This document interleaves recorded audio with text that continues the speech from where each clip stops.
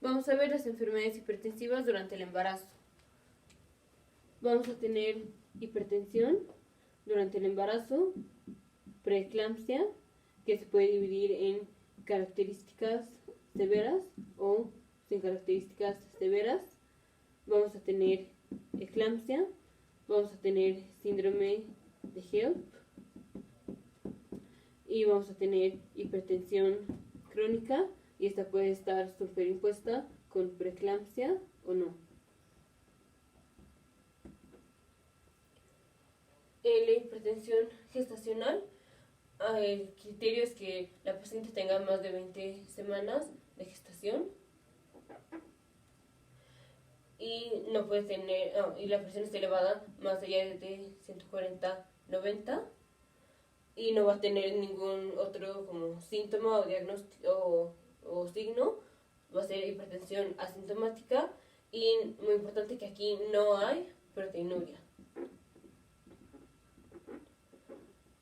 Y siempre que tengamos esto, a la paciente va a haber que hacerle como pruebas para ver que no tenga preeclampsia. Entonces vamos a pedirle, por ejemplo, la cuantificación de proteína en la orina para ver que no tenga proteinuria, porque si ya tiene proteinuria, entonces ya va a ser preeclampsia, o ver que no tenga hemoconcentración o así. Pero el criterio para la hipertensión gestacional es que la paciente tenga más de 20 semanas de gestación y que tenga presión sostenida de más allá de 140/90 y que no tenga proteinuria. El manejo para esto va a ser conservador, y ya que cumpla las 40 semanas de gestación, entonces vamos a hacer que nazca el bebé a las 40. No nos vamos a esperar más y no hay que darle antihipertensivos ni sulfato de magnesio. Eso es para la hipertensión gestacional. Ahora para la preeclampsia va a ser igual, que tenga más de 20 semanas de gestación, que la presión sea mayor a 140/90, sostenida hasta que repetidas veces salga mayor a 140/90 milímetros de mercurio, más proteinuria. La proteinuria va a ser mayor a 300 miligramos en 24 horas, o que la relación de proteína entre creatinina sea mayor o igual a 0.3. Aquí los síntomas para la preeclampsia sin características severas van a ser más relacionadas al edema. Por ejemplo, si tiene proteinuria, esto es porque está perdiendo proteína en la orina, entonces tenemos disminución en la presión oncótica intracapilar. Entonces, si tenemos disminución en la presión oncótica, aquí tenemos menos proteínas aquí dentro del capilar. Entonces las proteínas ya no van a jalar el agua hacia el capilar, entonces el agua se va a salir, entonces vamos a tener edema. Entonces aquí las características van a ser como edema, y va a estar hemoconcentrado, o sea, vamos a tener aumento de hemoglobina. Para que pase a ser preeclampsia con características severas, va a ser o que tenga igual más allá de 140/90 con la proteinuria y esto, pero con datos de, por ejemplo, dolor epigástrico o dolor de cabeza, que vea fosfenos o que tenga acúfenos o cosas así, sobre todo dolor de cabeza súbito. También podemos considerar preeclampsia así con características severas, aún si no hubiera proteinuria y empieza, después de tener hipertensión, empieza con dolor de cabeza súbito. O la otra es que sin que tenga estas características, nada más tenga presión más allá de 160/90. Aunque no tenga los demás, aunque no tenga proteinuria, si ya está arriba de 160/90, ya vamos a decir que tiene preeclampsia con características severas. O si tiene presión mayor a 140/90 y no tiene ni dolor, ni fosfenos, ni nada de esto, y no tiene proteinuria, pero tiene los laboratorios que se ven en la coagulación intravascular diseminada, o sea, tiene por ejemplo aumento del PT, aumento del PTT, tiene bajos los dímeros D, o que tenga aumento de como 2 veces, que sean elevadas las enzimas pancreáticas. las enzimas hepáticas. O sea, que la ALS y la ATS estén elevadas. Entonces, para decir que es preeclampsia, va a ser mayor a 20 semanas de gestación, mayor a 140 a 90 milímetros de mercurio, más proteinuria, o, bueno, para que tenga características severas, va a ser esto, más dolor epigástrico con fosfenos, o sea, que tenga síntomas, o que no tenga síntomas, pero que la presión sea mayor a 160-90, o que sea mayor a 140-90 sin síntomas, pero que tenga los laboratorios que se encuentran en la coagulación intravascular diseminada, o que tenga aumento de las enzimas hepáticas. La patofisiología de la preeclampsia es por hay un aumento en la producción de tromboxano A2. El tromboxano A2 va a ser finalmente como constricción, va a disminuir la luz de las arterias porque atrae a las plaquetas, entonces se va a constreñir el vaso. Vamos a tener aumento de tromboxano A2, pero disminución de prostaciclinas.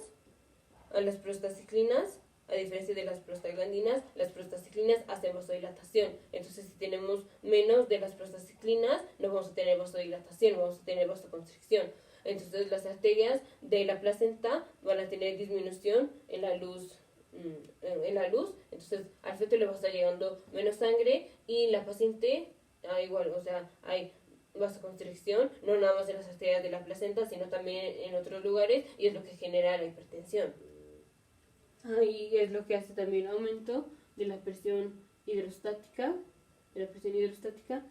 intravascular, y por eso se chorrea, o sea, hay aumento de la presión, entonces se chorrea el líquido y esto da el edema. Entonces, principalmente en la preeclampsia, la paciente se va a presentar con signos o con síntomas de edema, o sea, va a tener edema. Si le ponemos el dedo en las piernas, pues se va a hundir, o también va a tener aumento de peso. Principalmente esto es en preeclampsia. Y ahora, para el manejo de la preeclampsia, si tiene menos de 37 semanas y no tiene, bueno, se ve que la madre no está en riesgo, nos vamos a ir con un manejo conservador, y hasta que tenga más de 37 semanas, aquí ya, bueno, vamos a hacer que nazca el bebé y le vamos a dar sulfato de magnesio. Primero le vamos a dar una dosis inicial de 5 gramos, y luego vamos a continuar con 2 gramos en 24 horas. Ahora, para bajarle la presión, bueno, esto va a ser si la presión es mayor a 100, le vamos a dar o hidralazina o labetalol. O sea, nada más queremos que la presión sea como de 90 a 100, no la queremos bajar menos de 90, porque si la presión diastólica.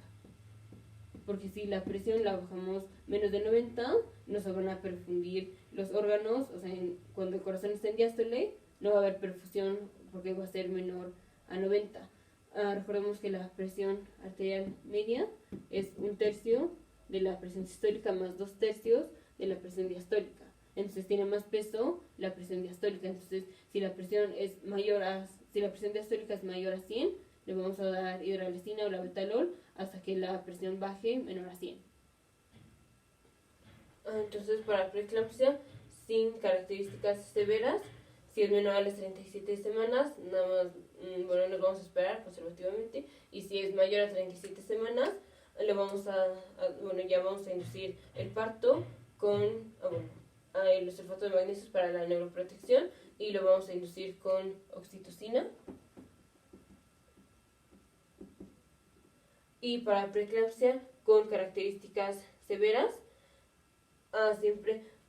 otra característica de la preeclampsia severa es que con cualquier dato que indique que la madre esté en peligro. Puede ser que no tenga ni proteinuria, que no tenga la presión tan alta, pero si la madre tiene datos de peligro, como inestabilidad, a lo mejor de los signos vitales o así, que ella esté en peligro, entonces va a ser preeclampsia severa. y siempre que la madre esté en peligro, entonces hay que inducir el trabajo de parto. Se va a inducir con oxitocina y se le va a dar igual el sulfato de magnesio. La única manera en la que no vayamos a inducir el trabajo de parto en preeclampsia con características severas va a ser si la madre tiene de 26 a 34 semanas de gestación y está estable y el feto está, si los dos están estables, entonces vamos a darle el sulfato de magnesio para neuroprotección, que en cualquier momento podemos decidir inducir el parto.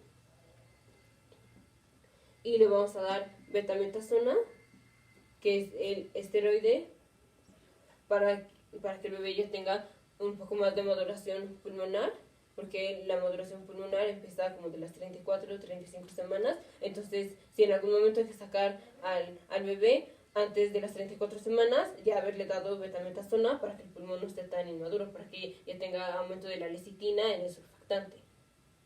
Y este manejo de la betalol y hidralazina, esto es cuando es preeclampsia con características severas. Si fuera preeclampsia sin características severas, ahí nos vamos a ir con manejo conservador y no hay que darle antihipertensivos, y tampoco le vamos a dar sulfato de magnesio. El sulfato de magnesio solo se va a dar cuando es preeclampsia con características severas y ya que vamos a inducir el parto, que es mayor a las 37 semanas de gestación. Vamos a continuar en el siguiente video.